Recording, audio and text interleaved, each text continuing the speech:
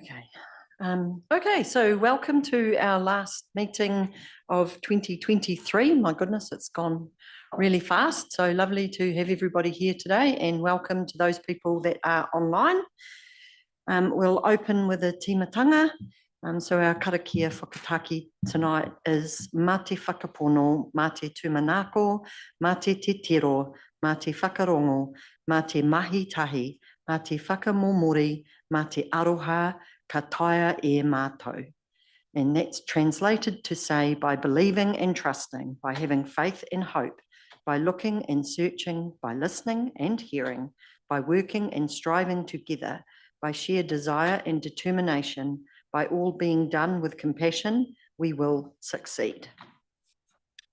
Okay, so first up, we have an apology for lateness from Board Member Brown. So I'm happy to move that if someone will second that. Let's go with John down the end. All in favour? Aye. Against? Carried. Item 2 is in regard to our disclosure of members' interests. So is there anything anyone needs to disclose tonight in regard to our meeting? Just me. Yep, don't worry, I hadn't forgotten me. So I will need to leave the meeting for the discussion around the discretionary fund application, because of course I work for Kāinga Aroha, and I'd say that's probably just a little bit close. So I will leave the room for you to be able to discuss that request for funding. Okay, item number 3 is our public forum, and I see we're inundated with visitors. So we don't have anyone there tonight. Next up on pages 8 to 12, item 4 is the confirmation of the previous minutes. So before we move that, I think there was just something that I'd noted. Or Kane, did you have something just while I'm double checking?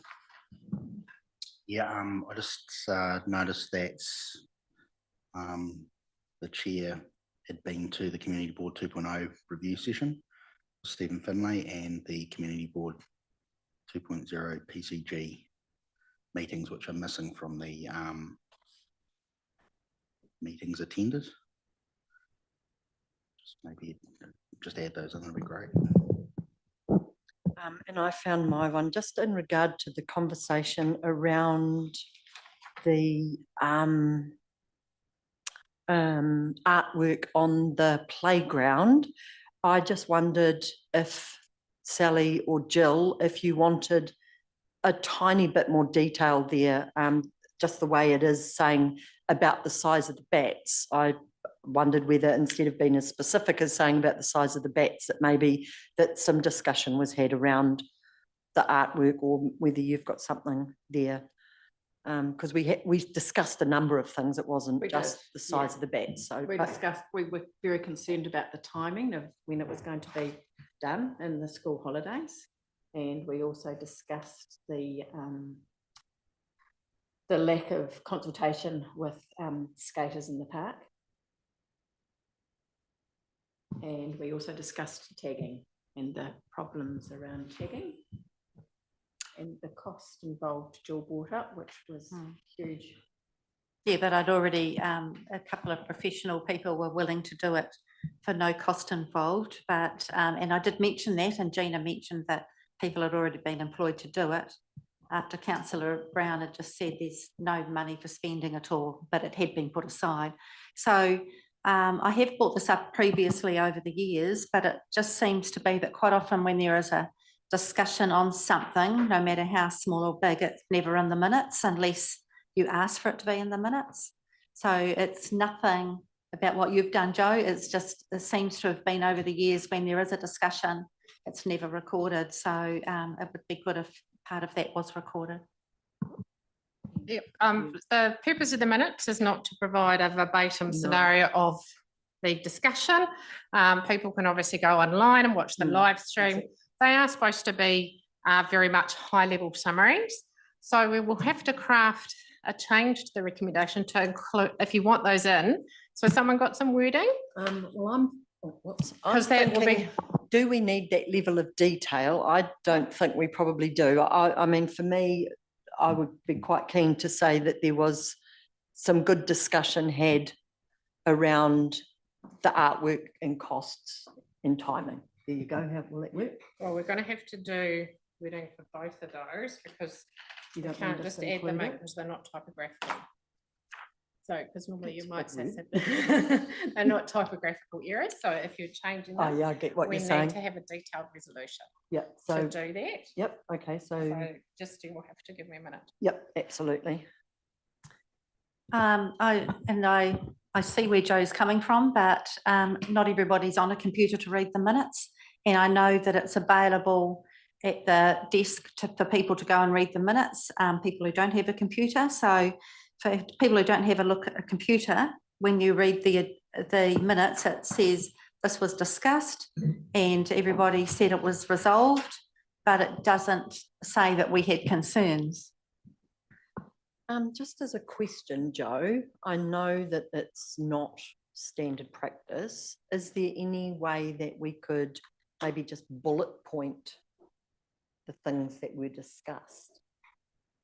No, not really. Not really. Okay. No. Just have to wait. So actually, your attendance goes up on the Chair's report. I think there is in my list. I'm in that Yeah. list that I made. Yeah, because you've got the review, Mm, so you haven't got it in board members tended, but you've actually got it in your chair's report. mm. So does it need to be in the chair's report and in the minutes? The only thing I would comment on is Well, it it's makes already- it look like I didn't go if someone just reads the minutes and didn't read my report, but Yeah, because I think that's Who reads probably it? why they weren't in the minutes, because they're in the chair's Mm. report, and you covered them when you did your chair session. mm. Um, And that's what I thought at the time. For this one, leave them out. Yeah. Don't Yeah. hold Is that and all right? fix it. Yeah. yeah, and maybe then if you don't have them in your chair's report, but you talk to them about that. Well, I put them in my chair's report so I Remember. remember, because sometimes I've been to quite a few things and I struggle to remember them all. So just cut and paste them out of there and plop them in to help you. Or I cut and paste them and send them to you. I could do that for you. So, So have you got something? no, I haven't, because I was focusing on your Shall- other one. Is it okay for us to, hi Ken, just welcome Ken. Should we, while you're crafting that, are we able, is it okay for us to move on to the street cleaning while Brian's here Yeah. or and just be- discuss I'll that I'll and just come be back, or you've virtually Yeah. done? press Sorry, I'm what- not trying to rush you. Subject to adding in a reference at item 6 to, what was the wording regarding that? What did you say before? That we had discussion To a around, discussion on uh, the on cost, and timing. cost, timing and artwork.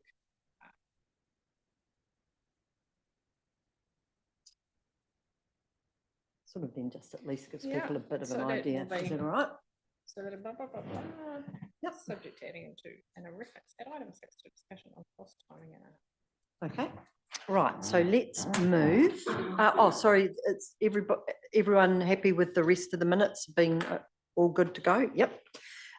So can I please have, or I'll move that the Te Awamutu and Kihikihi Community Board confirms the minutes of the meeting held 23rd of November as circulated with the agenda as a true and correct record of proceedings, subject to adding in a reference at item 6 to a discussion on cost, timing and artwork.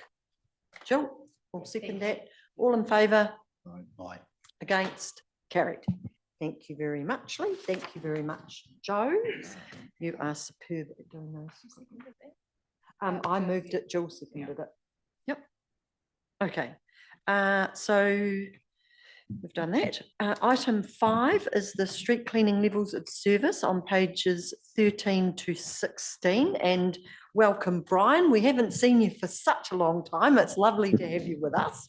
So we'll take your report as read, but I'll welcome any further comments that you've got around that, and if we've got any questions. So we'll let you go first and then see if we've got some questions. Thank you, Madam Chair. Yep, relatively straightforward sort of paper here. So typically our maintenance contracts run for a 5-year period, which is often broken up into a 3-year fixed term and then a 1+1 extension if contractors are doing a reasonable job.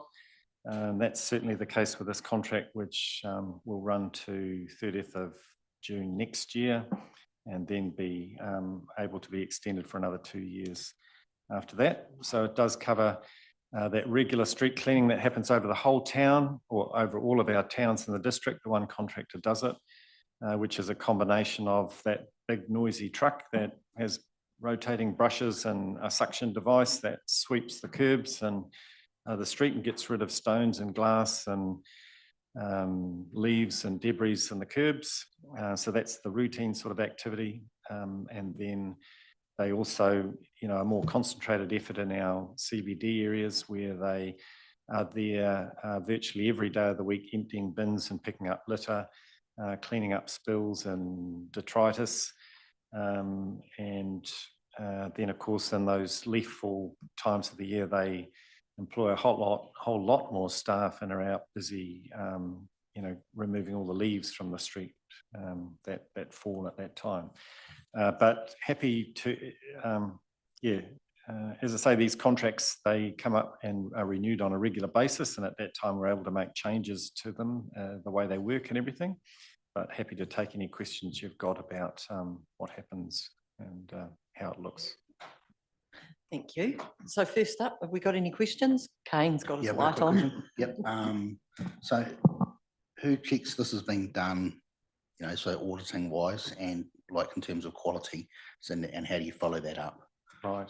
Yeah, so one of my team looks after this contract and the street lighting maintenance contract and the signs contract. So he's regularly out on the streets looking at the work the contractor does.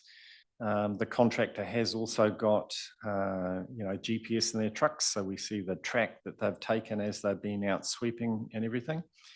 And then my staff also meet monthly with the contractors where they go through the sort of quality records and talk about health and safety and how the contract's going overall. So if there's concerns with the quality that we have seen a couple of things, right? How does that get escalated? So like, how do we raise that to the point where we get some significant action? Yeah, so I guess we want to hear about that. And we do get, so customer calls will come in. People will, using the Ateno app say, well, there's a dead animal on the side of the road, or there's a catch pit blocked in this street and it's, causing a potential, it's got potential to cause flooding and things like that. So we do get those customer calls come in and they're referred to the contractor. If there is, if you say, well, I see this area, or you see the maps there in the report, which are the streets that get the regular attention in the town. If you think, well, that area doesn't go far enough, maybe there's new businesses in an area of the street and you think that needs more regular cleaning, we're happy to take that sort of information. And if we can vary the contract within the available budget to do more, we can try and do that. But oftentimes we've got to build these things into future budgets. Certainly if we want to make a major change to levels of service, we've got to be able to estimate the cost of that and build it into future budgets. Because it's I think from memory, it's around $500,000 a year is what it costs for street cleaning activities. And you can imagine they take tons and tons and tons of stuff off the streets over a period of time, to landfill. So it is a fairly big operation that we can't make constant changes to. Yeah. Share.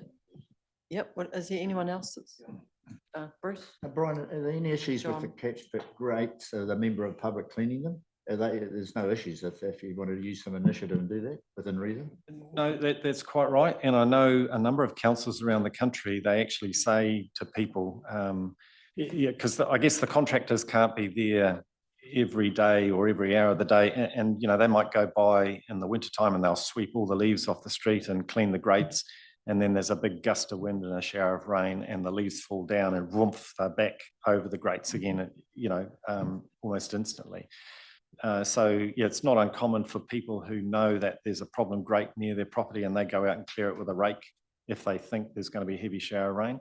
But also a lot of those problem sites, the contractors know where they are, and if they know that there's heavy rain forecast, they'll actually go there that day and clean them all to try and avoid problems arising. Yeah, but you will see, without a doubt, if you walk around any town at any time, without doubt, you'll find a catch pit grate that maybe some litter is caked in the top of it, or it's been missed for a little while and it's got a build up of debris. So we know that does happen, and hence the levels of service is not to try and keep them spotlessly clean at all times, because that's impossible. But we want 80 to 90% of that grate area to be clean most of the time, because that will allow the system to work in a rainfall event. Yeah. Cool, thanks. John. The one grate that I know that's a big problem is on it outside warehouse opposite Davies in George Street. I have cleaned that out several times, and when it blocks up, it goes right across the road and people just drive straight through. It's probably one place that needs to be checked because there's trees around there, and right. It's probably one that needs to be right at the top of the list. Yeah, so that's directly outside the warehouse, on that side of the warehouse side of the street. Yeah, on the warehouse side of George Street opposite Davies. Yeah. So it's interesting. So particularly in the old parts of town, often the catch pits are quite far apart.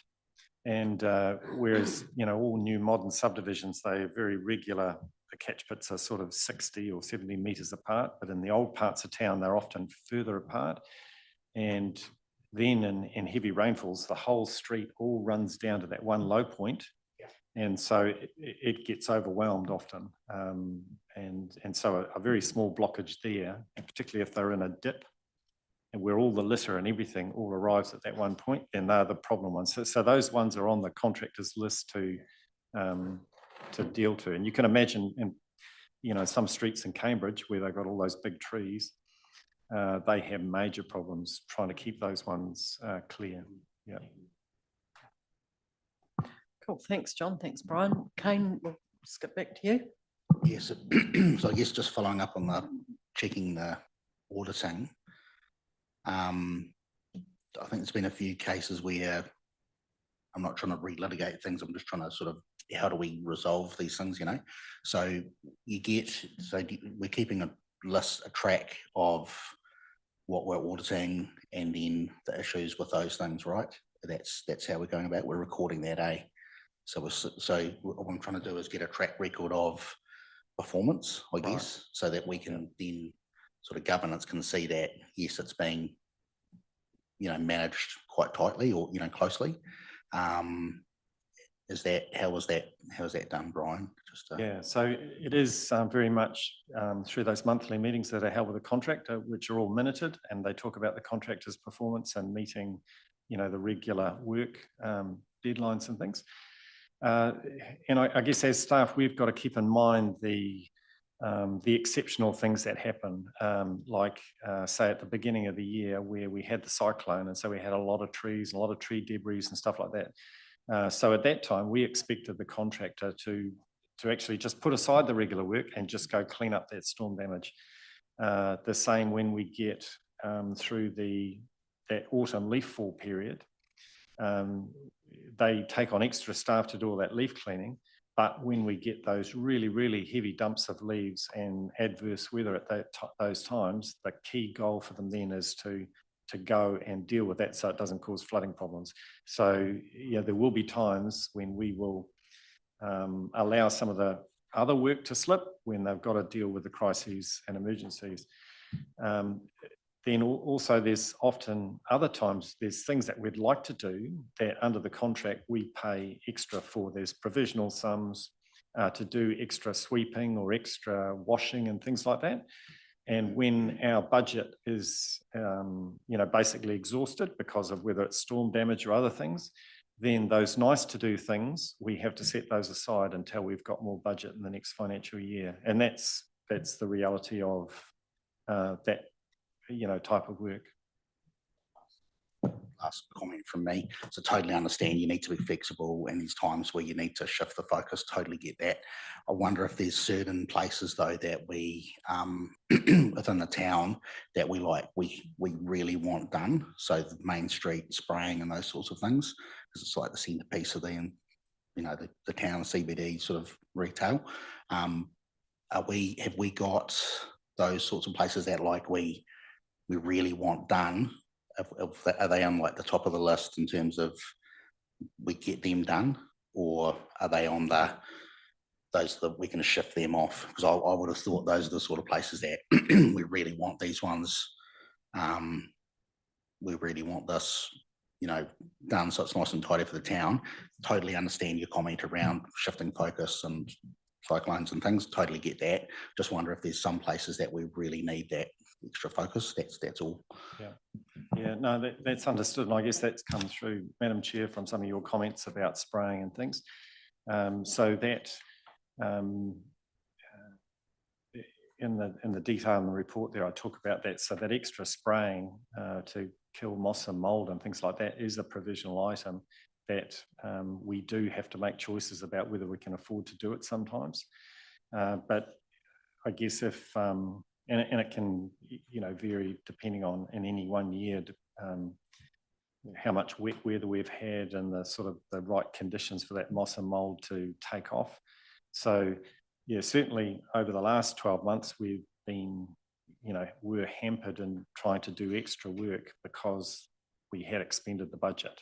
And so it took a back seat for a while, but you'll see, we have caught up. We've done a lot of that spraying and extra sweeping and cleaning in recent times because we are into the new financial year with the budget to be able to do it. So certainly councillors in the discussion about the LTP asked that sort of question. Do we have enough in the budget for street cleaning? And as staff, we sort of heard that concern and made sure we put a bit more into the next 3-year long-term plan for that street cleaning work. So yes, there will be a bit more money for it, provided that LTP, goes through as it is now in the draft, and cost fluctuations and other things like that all happen as we would expect, I guess, into the future. Yeah, sorry, last comment. I wonder if we add that to our list of LTP feedback, that there are certain areas we would really like to see, managed nicely, and which has already been raised by the council, so that's be adding it on, so that's awesome. Thanks, Brian, appreciate that. Yeah, no, that sounds like a good idea. Thanks, Kane. I just had a couple of really quick things, and that was, how I had commented about the build-up of dirt and grunge under the seats. Would that not be something that when they're doing those general footpath cleans that they should actually be clearing out so the grass can't, it's almost like they sweep it that far and that's where it gets stuck. So then there's a little build-up under there, and I know I'm being kind of picky, but it looked pretty. Yeah, and I would expect them to be paying attention to those areas because it's fine that the main area that people see and walk on all the time gets all the attention, but those areas under seats and around edges of street furniture and things like that should get regular attention to stop build up. Some of it, it gets into the cobblestone. Some of cobblestones in the main street are sort of showing their age. And so, you know, when the cobblestones are new, they've got a very tight, smooth surface on them. But over time, the concrete cobblestones, they wear, the weather sort of eats away at the surface. It gets rougher and rougher and rougher. And then the cleaning and the sweeping is less effective because it's, you know, the surface is so textured, it just holds the dirt in it and it gets much, much harder to get it out.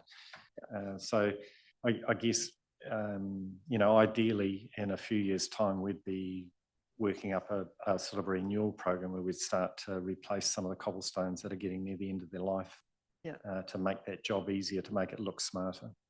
Okay, and just in regard to the grates, the bottom of Racecourse Road is a particularly nasty place, and it grows grass, but since I'd noticed it growing grass, because I walk my dog down past there, I'm one of those people that get in there and go and chuck all the rubbish out. But because it is quite a bad pooling space, it'd be really awesome if that could be one that when there is heavy rain could be. So I try to do my best. Right on the bridge, yeah. And because it overflows, it then causes the water to run through the overflows on the bridge, which is then running and causing the washout at the bottom. So it sort of has quite a ongoing effect just there. Yeah, that's an interesting one because, I mean, the street sweeping truck, they'll go through and they'll sweep and they'll get the grates and the curbs. But the bridge itself has got these drainage holes along the edge of it. Yeah, it has, and our general maintenance contractor, Downer, they're tasked with that general inspection and cleaning of drainage holes on bridge decks and things. So so I cleaned the grate. It was actually the grate that was all full of grass. It had been, you know, like it had quite good grass in there too. To drop a lot of leaf litter onto the road in that area that will block things up. But as I say, I walk right past it, so I am happy to unblock it. But it is quite a bad spot in there where it really does create a big pool of water, and because of that funny camber. I'll make sure that one's on the contractor's list. Yeah, just if they could keep an eye on it, that would be wonderful. So, and I just wanted to add, thank you very much for getting all that spraying and cleaning done, because I had noticed that it does look way better. And I hope, Ken, that there might be a little bit in the budget to maybe give a few pieces of street furniture a little bit of paint, because it's got a bit flaky, hasn't it, Brian? They're looking a bit sad.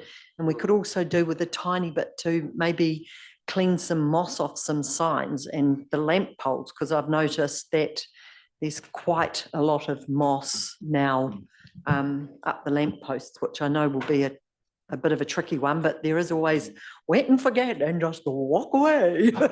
So you don't have to scrub it, you just got to spray it. And they got those long boom things now, so I'm sure it won't be too difficult. But anyway, on the wish list.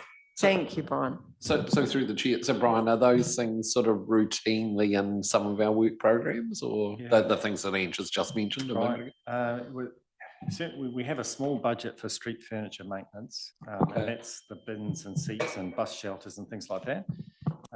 But there's probably not a regimented, you know, inspection and painting cycle on those items. It's oftentimes they don't have a long life, and it's more a matter of, you know, by the time they're flaky and, you know, they're going rusty and things like that, they're getting near the end of the life and they get replaced. But, you know, certainly some of the more solid street furniture, it probably is time that we had a bit of more of a proactive program to repaint stuff. Yeah. That would be great, especially, you know, with our waste minimisation policy and the whole emphasis of Waipā to reuse and recycle. So it'd be great to, you know, have furniture that we can repaint and it doesn't end up being rusted through and bent. It seems to have weathered it pretty good on the whole. I think most of the street furniture that got put in, as far as its structural strength, haven't seen too much that's been knocked around. So it's only the pots that keep getting pushed. So no, thank you. Oh, Kane's found something else. Sorry, Brian. Sorry, just on the moss on the signs, our Rosetown sign, which is sort of the feature of the town, right? And that's got a bit of moss on as well. So I don't know whether that there's a service schedule for that as well, but that's possibly one that needs a bit of sorry, whereabouts is that one? Right at the Rosetown. Rose Garden, sorry, right at the Rose Gardens, opposite the eyesight. Beside the eyesight, okay. Yeah, so I'll have to find out who the owner of the sign is, because like my department, we look after the traffic signs, so all the, you know, the Might be stop Brad, and yeah. give way and things like that, whereas those parks type signs, we Could be don't, Brad's, yeah, sure. yeah, we don't tend to look after. All right, is there anything further around the street cleaning? That's been awesome, Brian, thank you, and it's been really wonderful to have you here to answer those questions. As always, your wealth of information and pretty much know most of the answers to everything we ask.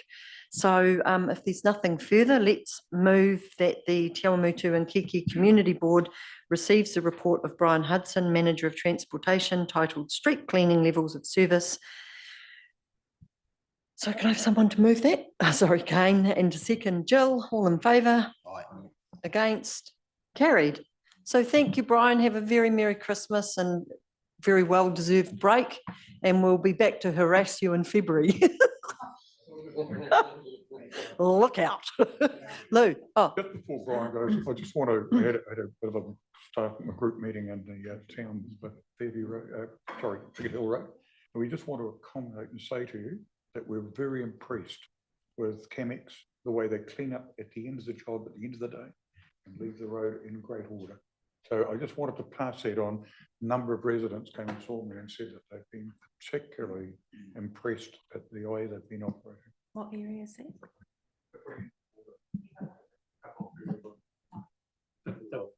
I'll just endorse that too. 'Cause Oh, actually, I is asked them to clean up Breaks Avenue, Yeah. Forward Drive, through here, and yes, they did, and the task yeah, they that have they've done a good job. Put grass seed in back down. is Very impressive. They haven't finished, but it's nice to see them doing their job. Awesome.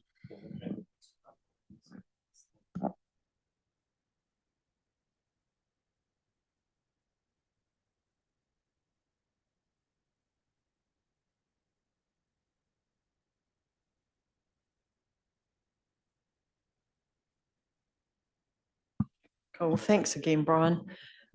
Righto. So our next item is number 6, the discretionary fund application on pages 17 to 58. So as I mentioned earlier, I do have a conflict of interest here. So I'm going to remove myself from the room while the rest of the board has that discussion. So Kane will take over and toodle pops.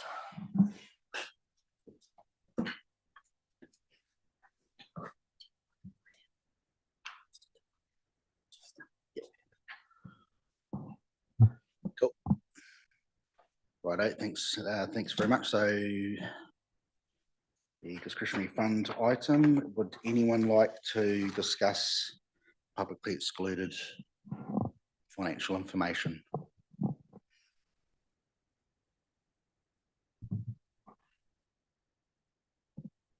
No one wants to discuss that? No, that's fine. Okay, so I'll take it as read. Would someone like to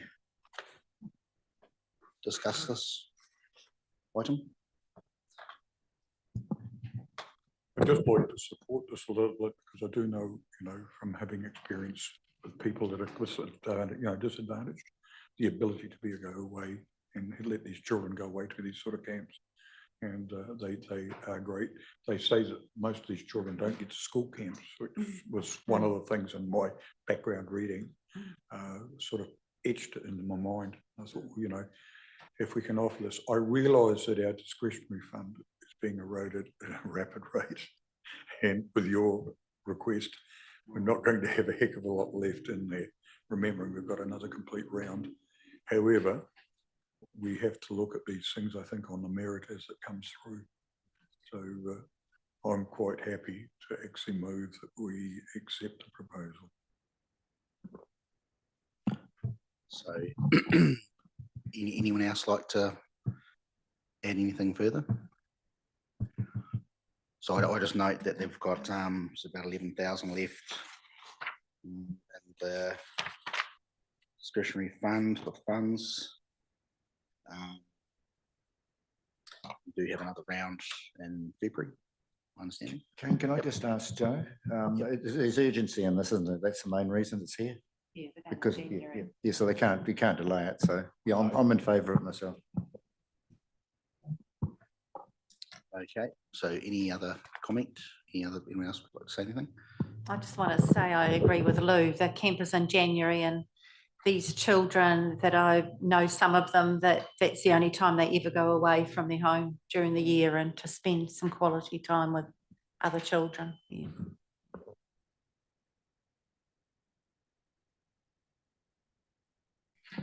Okay, so with no further comment, that the Te Awamutu and Kihikihi Community Board receives a report of Joe Greed, Governance Manager, titled Discretionary Fund Allocations, December 2023. Allocate grants from the Waipaha Community Discretionary Fund as stated in the following schedule. Kaunga Araha Community House Inc. $2,000. Can I have a mover for that, please? John or Sally, all those in favour? Carried. Thank you.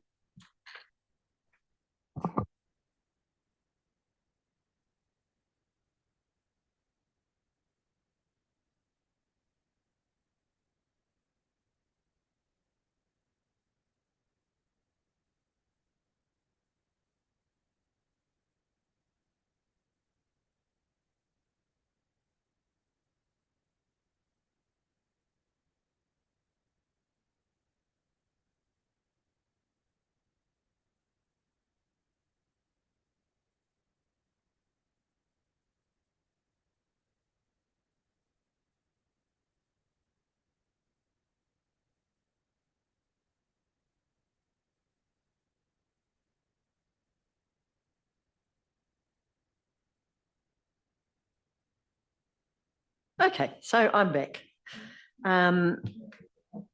Righto, so we now move to pages 59 to 61, which is in regard to Kane's suggestion for a Te Awamutu Town Cleanup Day. So I think what we should do is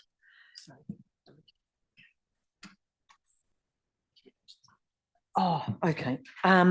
So let's have a little discussion, and based on that discussion, we've got a motion to move. So I think first of all, Kane, I'll hand over to you just to outline and add anything that we need to know in addition that maybe wasn't included.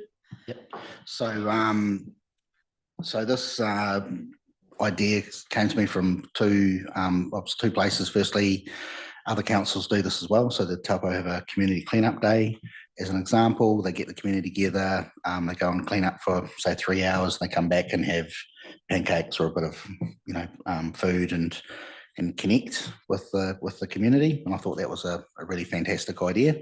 So we're sort of killing two birds with one stone there. And also it's just following on from the work from the urban miners that Rotary and ourselves do a pretty good job at. And I think this is a pretty good initiative to support the work that the council does already in terms of the schedules that Brian's already outlined today, and just get to those places where rubbish is being missed. So in terms of costs, I don't expect it to be up to 1,000, but I just wanted to make sure we had funds there just in case we had, an extra couple of loads of trailer loads, so I didn't want to have to come back and have to redo that.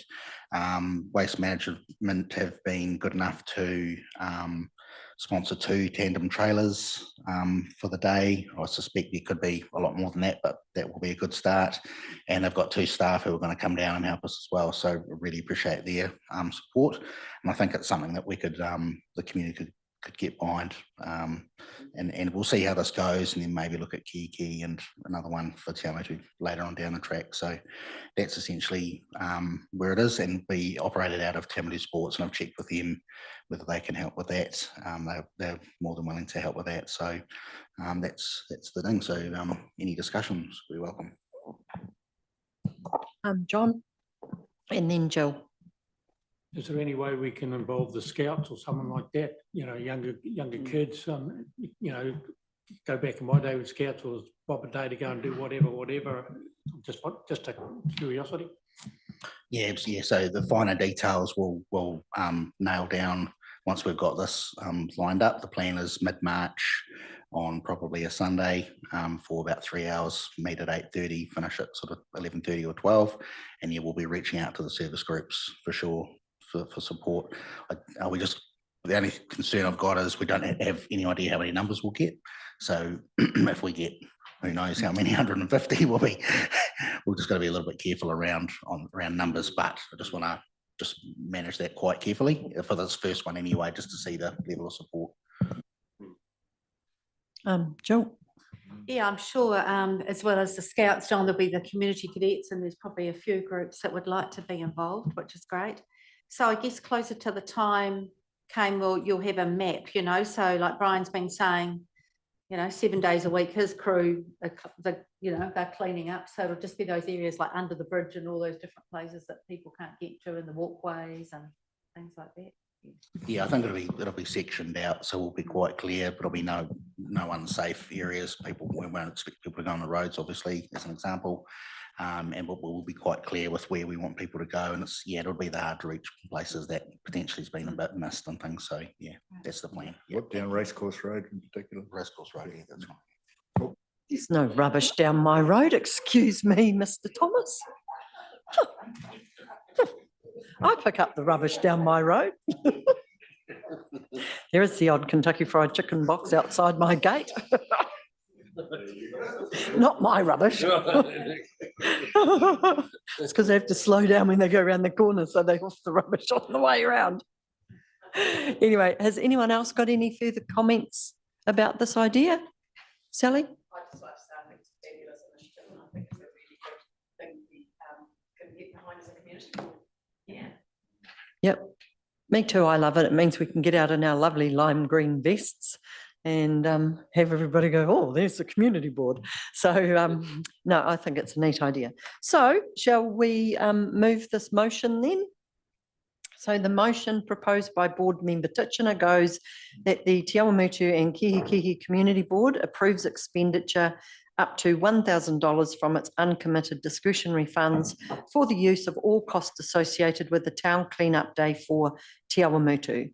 The cost includes facilities hire at Te Awamutu Sports, gloves, rubbish bags, dumping of rubbish, teas, coffees, light morning tea for all participants, with any unspent money returned to the community board's discretionary funds. So Kane, would you like to move that? Jill's hot on your tail, so she's seconding. All in favour?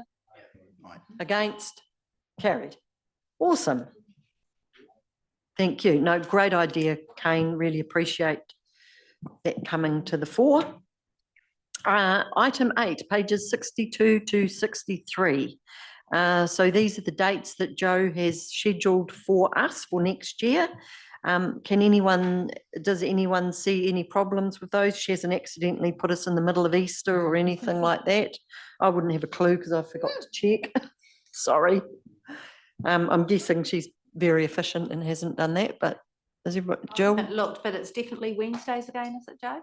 Yes, we Yeah, have done. no, thank you. We have done Wednesdays again, and we've also this time added in a delegation to the chief executive in the consultation with the chair to alter the meeting schedule, which is something we do at council and committee level. It makes it a lot easier to be able to, if for some reason down the track you need to change your meeting, add in an extra meeting. It's a simple matter of exchange emails rather than actually having to bring a resolution back to the board. So it can be a lot more, it's easier to be nimble with that, that change we're proposing this time. Right, thanks, Joe. Okay, so if there's no problems with those, let's move that resolution that the Te Awamutu and Kihikihi Community Board A receives the report proposed schedule of meetings 2024 of Joe Greed, Governance Manager, and B, we adopt the following schedule of meetings for 2024 commencing at 6 p.m. And C, we delegate to the Chief Executive the ability to alter the schedule of meetings in consultation with the Chair of the Te Awamutu and Kihikihi Community Board. So can I have someone to move that? John, second Sally, all in favour? Aye. Against? Carried. Done. So we must be going to, over the page, We didn't need to do a recommendation to move out of our meeting. Item 10, page 66 is our conversation, discussion around things that we've been all up to. So board members' reports, verbal reports on what we've been up to since our last meeting. So have we got anything from anyone there? John? Oh, I was meant to go to that. Oh, microphone, please. Apologies. Went to the Pahui Hall opening. I've had dealt with two issues, one with the tree in Tariri Lane and one with stones on Rakes Avenue and Swarbrick Drive. And Sunday of the Christmas parade, I was at a child cancer Christmas party in Parongia. Oh, nice. Thank you. How did the Pahui opening go? I'm very embarrassed to say I got caught up and didn't make it. Oh, it was awesome, Dave. It's a fantastic facility. Yeah, I knew a couple of the people there. Otherwise, I went with Councillor B, and which was good. But yeah, Susan was there. Susan, and a couple of other dignitaries and things. But no, it was awesome. They've done a fantastic job. And when you listen to what they've done, how they've done it, and all the rest of it, they've got a good sign there that shows who donated, of which part of us is there. So no, I was really, really impressed. The kids were awesome with doing what they did, and public that turned up were very appreciative. Oh, neat. No, I was really disappointed. It just started a bit early for me and work got in my way and I didn't make it. So, right, have we got anyone else has got some things that they've been up to, Sally? Very simple. Christmas parade, well attended. It was a great event, and you and I were on pedestrian crossing control. And Lou was on green jackets. And Lou was, of course, yep, yeah. on George Street, making sure he didn't get run over. Making sure nobody else got that. And nobody else. Too true. Thanks, Sally, and thanks for your help. Okay, Jill's got her trigger finger going. Just to say there's a good progress on having the fitness equipment in the parks. So I think I reported the last meeting, I talked with Angela, the asset manager, and now there's progression happening. So, you know, quite exciting. So it's going ahead really well. So in our February meeting, I should be able to report back in fully. Yeah. Awesome. Thank you. And thank you for looking after that. That's awesome. Kane, you got anything? Yes, I attended the Community Board National Hui today at 1 o'clock on the Zoom call. There's quite a bit of detail there. Key things that there's a local government New Zealand conference on the 21st and 23rd of August in Wellington of next year. There's also zone meetings, and we're welcome to attend those zone meetings. Zone 2, there's a bit of detail that I can kind of go into after the meeting if you'd like. But that was one of the meetings, and PCG improvement meeting yesterday. Great, thanks. Thanks for that, Kane. And then I've been fairly busy. Unfortunately, I wasn't able to make the National Zoom Hui today because once again, work got in my way. Or had to take precedent, I suppose I should say. It's not in my way, it's my work. So I have been at council a few times in the last little bit. So along with Shane Walsh, we presented the Holmes Garage community space and market concept to the councillors. We're pretty delighted to say we've got a second lick of the stick. It hasn't. Sorry, Ken. So that, yeah. No, I'm not pregnant. I was thinking of an ice block. Yeah, It is not. Sorry. Back to being serious. Come on. Okay. So that did go very well. Shane did a great job, and it was great to feel that we were listened to and that they can see the passion behind the project and the desire from the community. And just speaking to Becca briefly afterwards, like they're open to trying to see how they can accommodate what the community wants as well, based on a brief conversation I had afterwards. I've had a couple of meetings with Dr. Stephen Finlay, who we are going to see again after our meeting tonight, in regard to Community Boards 2.0 and where we're at. I also have attended a meeting with the War Memorial Park group, who met with parks staff, and I'm happy to report that that was a very productive meeting. Everybody was able to have their say. Matt, Richard and Bonnie were really informative about what's going on. It was great to hear that there's been a good deal of consultation around the playground with mana whenua, and some nice ideas from the sounds of it, from what I could glean. And as I say, it was a very amicable, good meeting between the park staff and that War Memorial group. So that was really nice.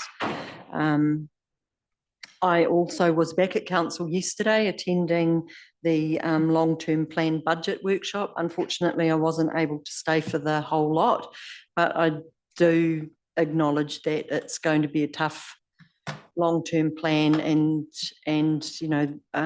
us as ratepayers are going to take a bit of sting, but from the sounds of things, staff have done their very best and worked very hard. There was a comment made that they've had 4 goes at revising and trimming and cutting and to try and keep our rates down. So to Ken and his team of people that get to crunch all those numbers, I imagine there's been some very long days and possibly into some long nights as well to get to where you've got to. So not an enviable task, but thank you. I also caught up with Kirsty and Joe. We just had a wee catch up. I will be attending the Kihikihi residents and ratepayers barbecue on Sunday, so I look forward to catching up with them. And I did think after that I should have actually written just a baby report to say a huge thank you to everyone on the board, the staff, Joe, Zoe, Mika, Ken, who's here, but all of the staff that have attended our meetings, that have helped us. Joe does an amazing job, and especially since Karen's left, she's been the one paper hanger. I know I drive her insane some days because the way in a rush I put things down that don't probably make a lot of sense, and she comes back and goes, "What on earth are you talking about?" So thank you for your patience, Joe. I really appreciate it, and I really appreciate how efficient you are at reminding me, trying to keep me on task. I know it's not easy sometimes, but yeah, my heartfelt thanks to you guys. You guys have done an amazing job. It has been a trying year. We've had a few ups and downs, but the passion and the desire to help our community that I see in this community board is awesome. And I'm really proud to be here with you on this triennium. So thank you to everybody. Have a very safe and happy Christmas. And I just hope you have a wonderful time with your friends and family. Have a good relax, you deserve it. And we'll see you back in February. So that's yeah, and I'd just like to say also, Ange, thank you for your efforts as well. You're really passionate about the role and putting a lot into it. So we notice that, and we acknowledge that as well. Thank you. Thanks, guys. Okay, so date of our next meeting, as I've already mentioned, it's out there in February. It feels like a long way away, but I know it's going to come around very quickly. So I probably will be harassing you way before the 28th of February. So our next Te Awamutu and Kihikihi Community Board is to be held at 6 p.m. on Wednesday, the 28th of February, 2024.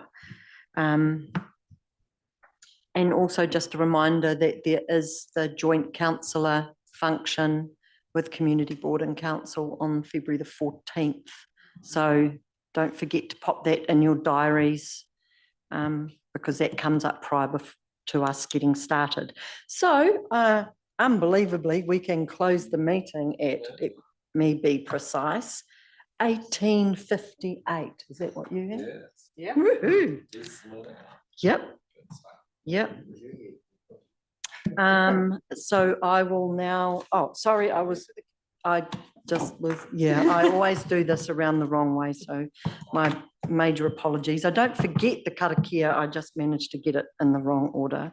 So our closing karakia, whakamutanga, kua mutu a mātou mahi, mō tēnei wā, mana kitia mai mātou.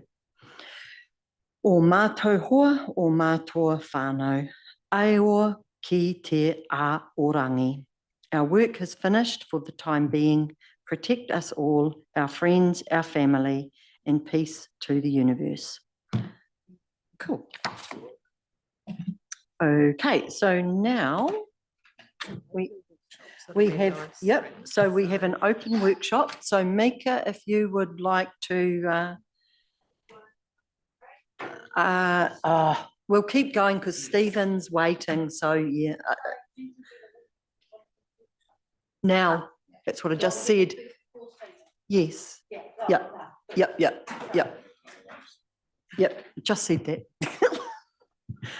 So yes, we'll just keep going if that's all right. So we have a public places alcohol policy workshop, and we've got Mika with us to take us through that. There was lots of reading, so including a later email that Mika sent. Grab the mic. Oh, sorry's coming down.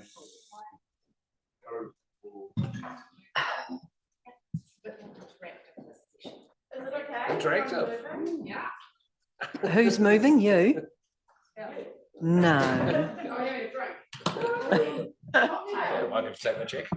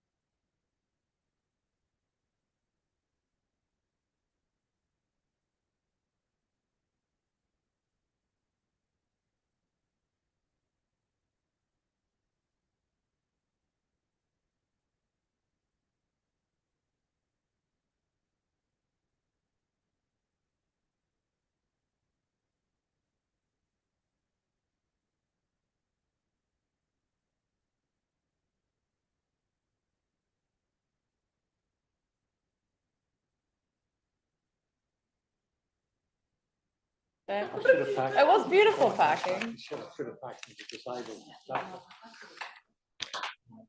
I will next time. Can you want to come sit on this side? Yep. We're spicing things up.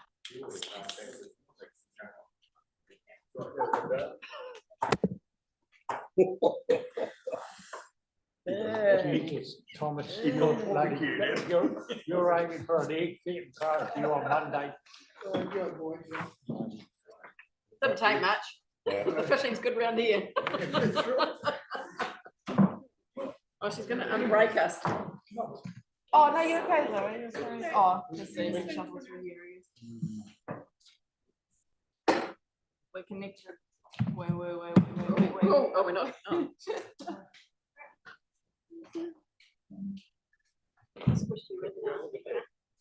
Oh, look at that. Oh, He just wheeled oh, himself here we go. Isn't this cute? This is pretty cute. The only person missing is Kim. You would have been the little Kim. Can dance on the tables. We don't want you excluded.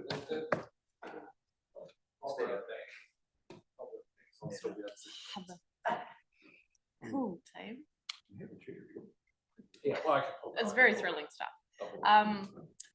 So welcome to the workshop on the local, sorry, getting my alcohols confused.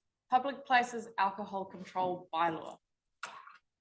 So you might have seen in the report that council has now gone through the first step of this bylaw. So basically it's deciding that we currently have a bylaw which gives us basically alcohol ban areas.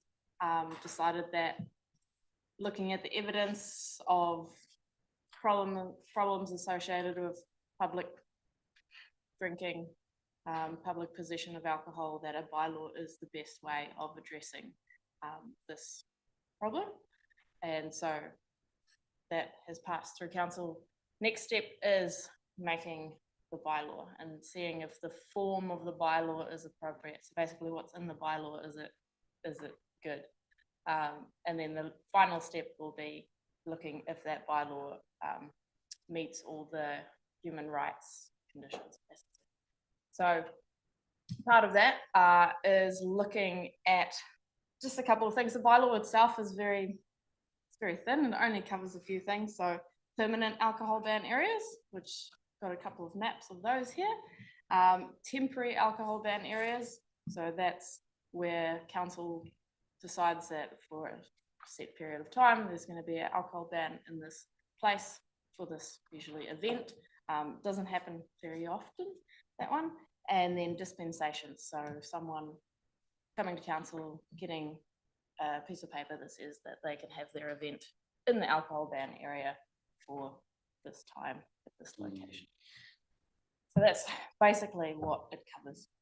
So for today, I thought we could have a look at the current alcohol ban areas, see what your thoughts are on it. If you think they're good, if you think there might be benefit in including something else in there. Also going to have a little look at the current excluded buildings and parks. And yeah, that's basically it. So just getting your thoughts and feelings on those. Any questions so far? I have one quick question, and that's how well did the police support this bylaw? Very much. Yeah, they are still, they definitely support having alcohol ban areas. It essentially is the only avenue for them to do anything about public drinking. So this is not a bylaw that's enforced by council. It just gives police the powers to do something. And they have their own steps that they go through for that as well. Generally, they'll, sort of give someone a warning, then make them tip out their alcohol. Very rarely will they go to the next steps of fining and arresting people. So they are very supportive of it. They are still coming back to us with their proposed boundaries. Yeah. Okay, cool. Because just, I suppose, from having been a community patroller, you often see people walking between bars with open bottles of liquor that, unfortunately, once they get a bit drunk, they do quite often drop. Obviously not on purpose, but well, sometimes on purpose, mostly not. So I just wondered, like how actively they were addressing it. So that's good. Very supportive. So I guess we'll start with Te Awamutu. Got a couple of maps here just to show you. So we've got the aerial images, so you can see a photo of where everything is, and also the district plan map. So that gives you a bit more of an indication of where things are going to go, where it's going to grow. For context, on the district plan map, can you guys see okay? The orange bits are the commercial areas, the yellow is the residential areas, and the purpley bits are the industrial areas. So, any thoughts thoughts on our current boundaries? So it's indicated on the aerial map and it's a little bit harder to see on the district plan map by the dashed red lines. Yeah, stand up. Get the blood Oh, flowing. yeah, so it includes the skate park. That's all that I'm worried about. It includes the Skate skate park park. down through here. Oh, it's all Three- around three the wee differently. streets, so it's- Yeah, yeah, coloured it's all area, around. yeah. Yeah, yeah. No, you can see it's all that. Yeah. All the way up to Albert Park and down to Scout Lane. Temporary Oh, doesn't show on okay. there. Temporary, basically, the only temporary one that really comes out is at Mighty River Domain. Yes, every Otherwise, summer. yeah, event they have season. set events that they Yeah. organise beforehand to get included, but it's not Yeah. it doesn't get used that often. Yeah. apart from that. It's just within council's power. Yeah, council on that one, Mighty River Train Council passes a resolution every year to lock in those dates for the temporary. It's an open workshop, Mm. so they probably should be Yeah. able to hear what we're saying. Yes, yeah. So no swearing. I'm just wondering, seeing as we're so close, are we able to do the college? Because So alcohol ban areas are for public public areas. accessible, so there is, I don't want to say outright that schools are included, but it can be interpreted as a place where that is private land that you can stumble on. So it sort of depends how open, I guess it is, how easily accessible Well, the it's, school fields are. yeah, well, But they it's are. not A bit like primary school. Very Yeah, yeah, and because it's right on the edge of the ban, that was sort of what made me think, that might be something that's actually helpful to the college to have it coloured in as part of the alcohol ban. I mean, if we're able to. Yeah, it would be something. Well, you'd that have would be, to- yeah, just something to check in with them, but they might quite appreciate it. Yeah. That, Most schools operate through their mm, boards would have an alcohol policy, which would be, yeah, they've got that in A place. ban. So I was dealing with that when I hit Twilight Cricket. We were playing in all the venues. which so- come into place while there are people. So they at actually school. have bans on all of their grounds, usually, Yeah. For something like that, it also. usually. Yeah, Mm. for a school, it probably operates a bit different than the McDonald's car Mm. park. I'm thinking yeah, more yeah, outside of work hours, again, from wearing my community patrol hat, that you see people coming out of the school and it's Trespassing not could during also school. Possibly be And- another method for the yeah. police there, but it's definitely something we can look at. It's just, yeah, putting it out there as I It's a bit wonder. like the primary school as well, because you've got that area down the bottom where Yeah. people can run away and hide, and there's an alleyway that goes down through, so and it's right on the boundary as well, the TA primary. Yeah, and they've got a big For the gully same and reason. stuff like That's that right. that you can access Yeah. from other streets. It's quite Not that interesting. you'd Did you say find that a them, but- school, I always thought that was public land, it's not Same private by the land? education department. Yeah. Yeah, but it's Yeah, actually operated by the public. boards, Mm, mm. the I school know. board. Yeah, It's I quite know. an interesting definition of what public is. So this is the definition for public place for this bylaw comes from the Sale and Supply of Alcohol Act. Yeah, And comes from the Local Government Act. And it includes private places where you have to pay a fee or where the owner has jurisdiction to kick you out, basically.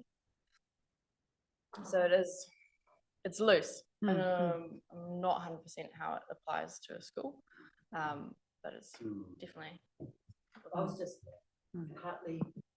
partly my thinking was as well that there might be a policy from the school board, but if it was able to be and they wanted it to be, that if people are sitting around there drinking, it gives the police power to actually go, you need to move and stop drinking from in there. It would also include, That's so all say my the school thinking is. hall gets leased out for an event. you'd have to then get a dispensation. That would to- be a downside, absolutely. Mm. So just following through on that though, so within that bounded area, Mhm. I mean, there'll be a number of pubs and clubs that are within that bounded area. So clearly there's no problem with people drinking inside. No, not inside. They are specifically excluded Inside the the on moment. on Yeah, licenses. they can't walk outdoors. Yeah, and Right, then no, most probably. off licenses also are covered. You know, I just bought my box of beer and I'm carrying it to my car. Right. It's totally- Yes, that's- you're not drinking it, yeah. yeah. Yeah, so how's that different from the school hall where, which you're saying? Because they don't have a license. oh, They I don't see have a what liquor you're saying. license. Right, Yeah. But the school would need to get a liquor license anyway. So it's a bit like the Bridge Club. If the Bridge Club put on an event, they have to get a liquor license, whether it's in the, But the Bridge But- Club would get a license, not the school. The group that's yes, having the yes. event. But they it would wouldn't, get it the wouldn't license. make any difference if it's excluded.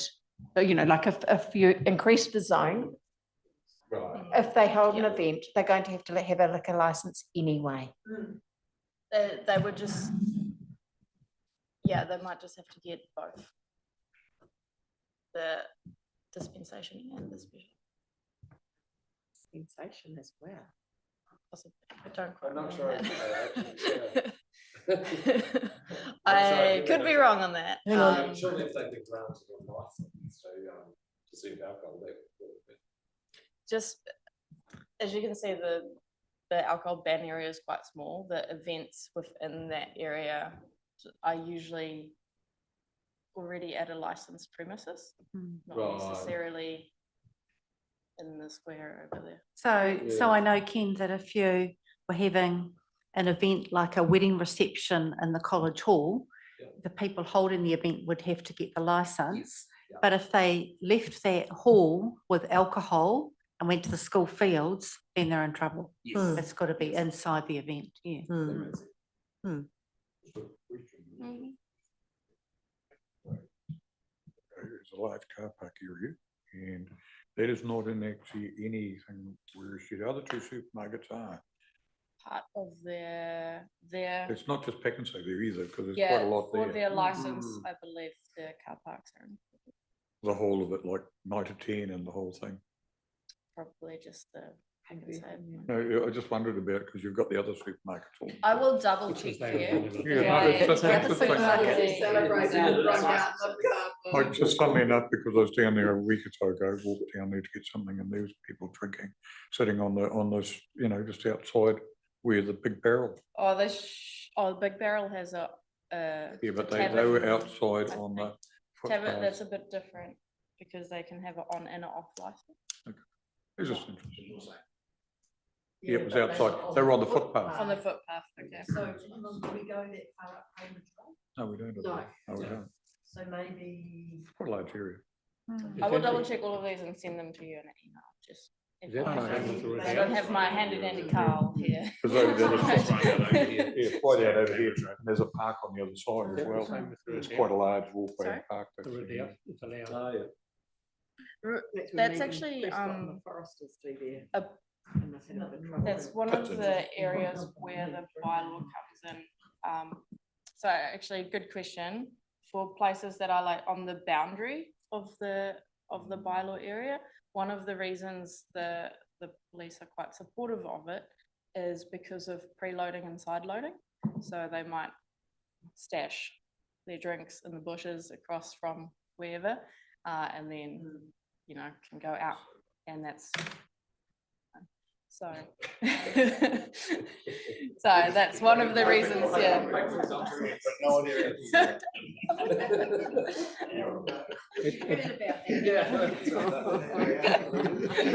I think so. No, it probably didn't happen in your day because you could afford to buy drinks at the venue. Now you can't. Yeah, Councillor Brown won't. For the whole take night. his pass outside, will he? Yes. Thank you.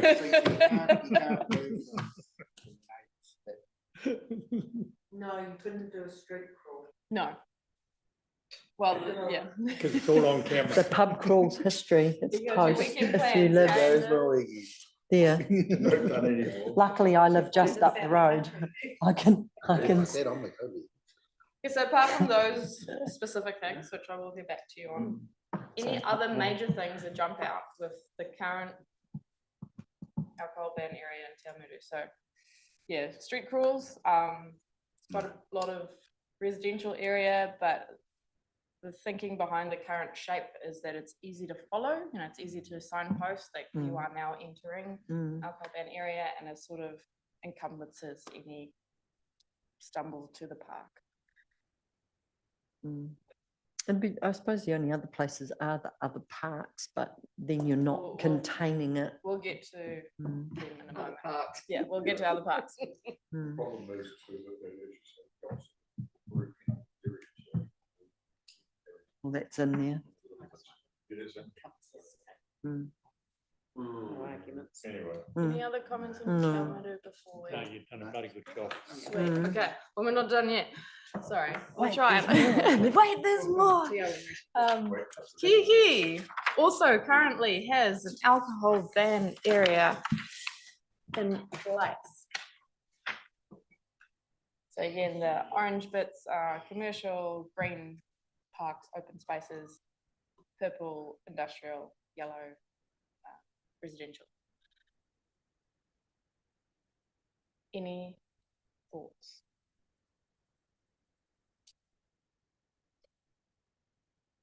My only thought would be, why does it not include the church area right up to the corner?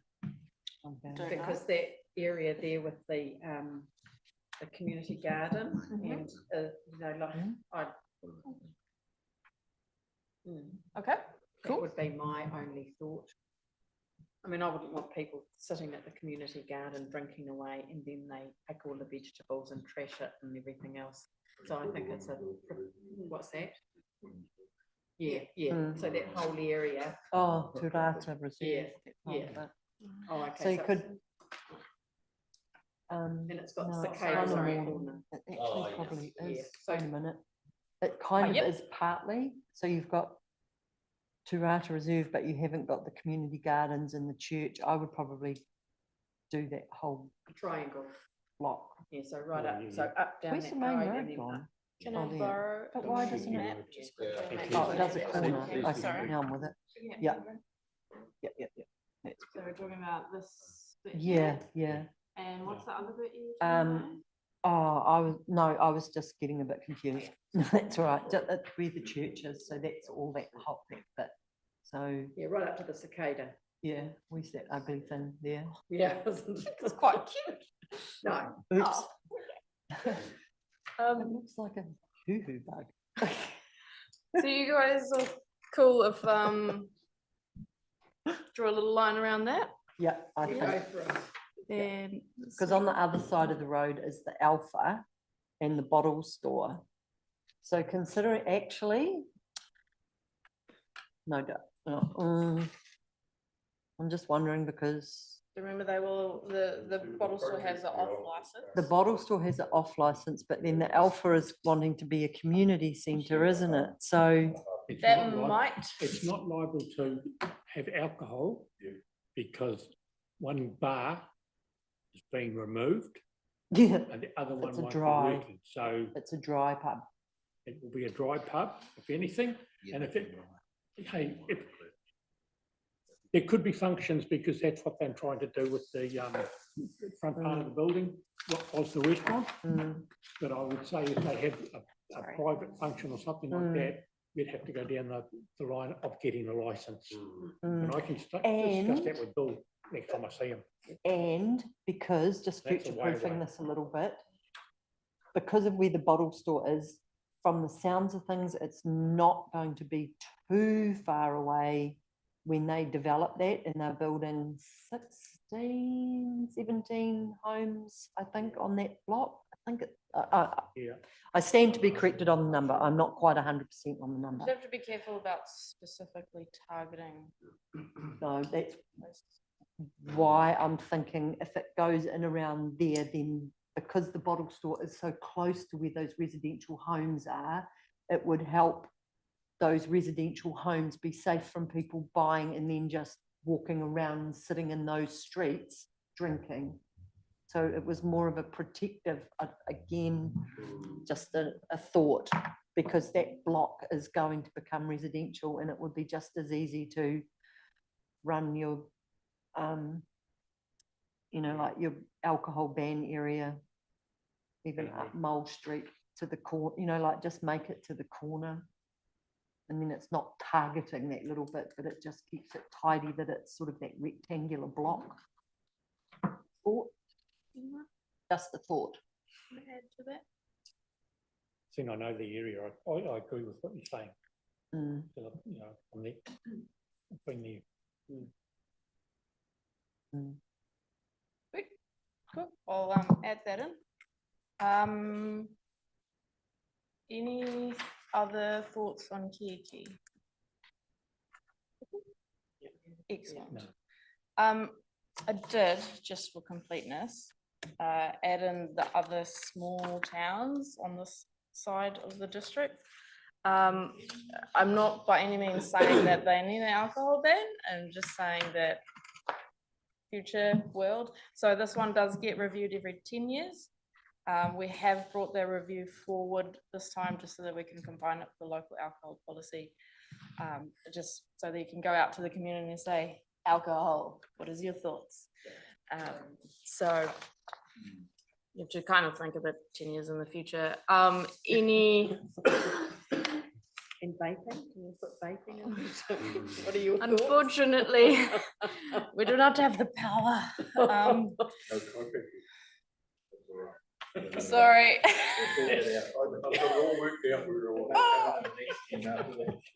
Awkward.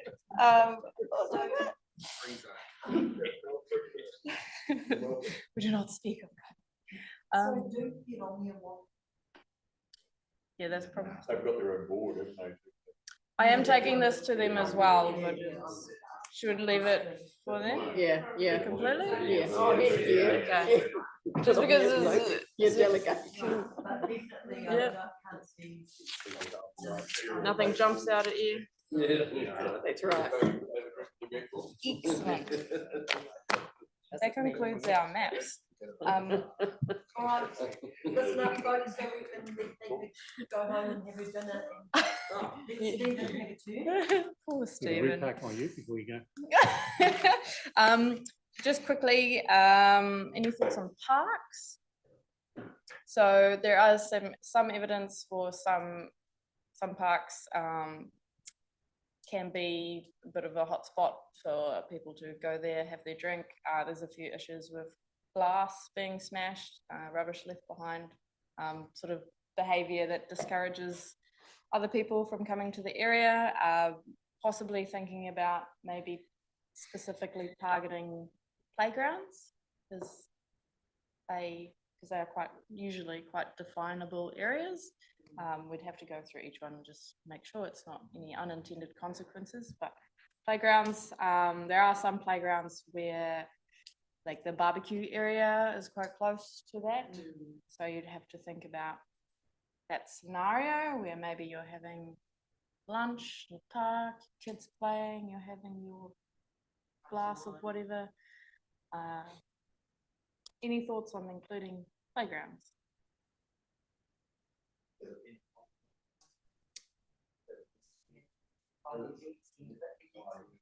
Event centre is included, yeah. I wouldn't like them around the playground. I would just suggest. Yeah. If this is something, these people on the track, they're out there, they'll see what's needed. And your people see it, They've been very talk helpful. to these people, because they're the ones on the ground. I have no knowledge of that. I wouldn't I'll want have to to do bring it that. up there next meeting, which is on Monday. Yeah, have talked a little bit with police, also same in Cambridge, and the parks teams as well. So that's why it's sort of been like come to light a little bit. It may change things up a bit though, if you're going to have the area that you've proposed as a banned area.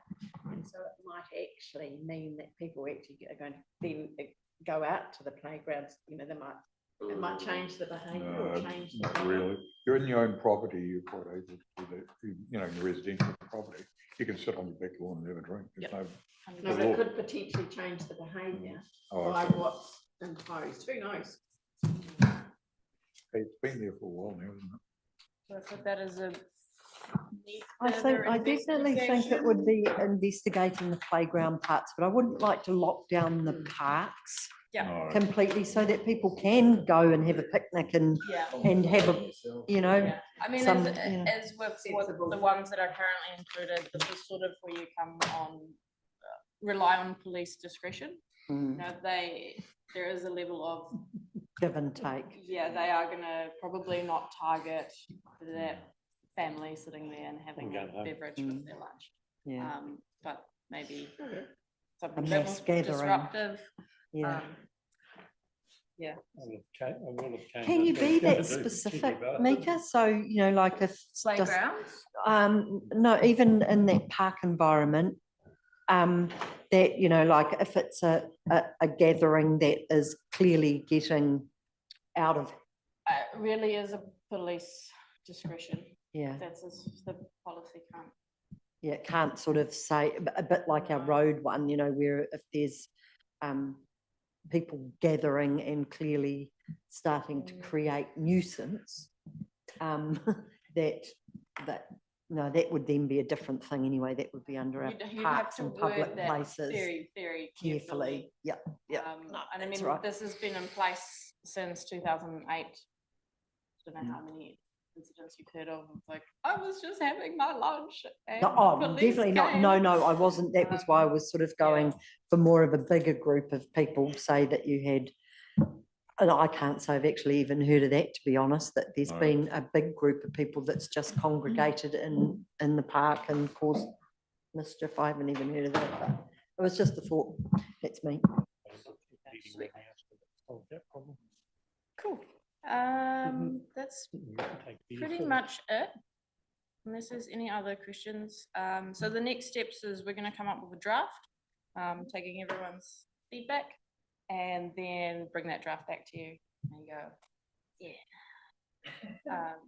And then that goes out for public consultation sort of June, July-ish. We're kind of waiting for the long-term plan to finish its rounds so that we don't overwhelm people. Like, tell us about everything, what your thoughts are. Sounds good. Thank you.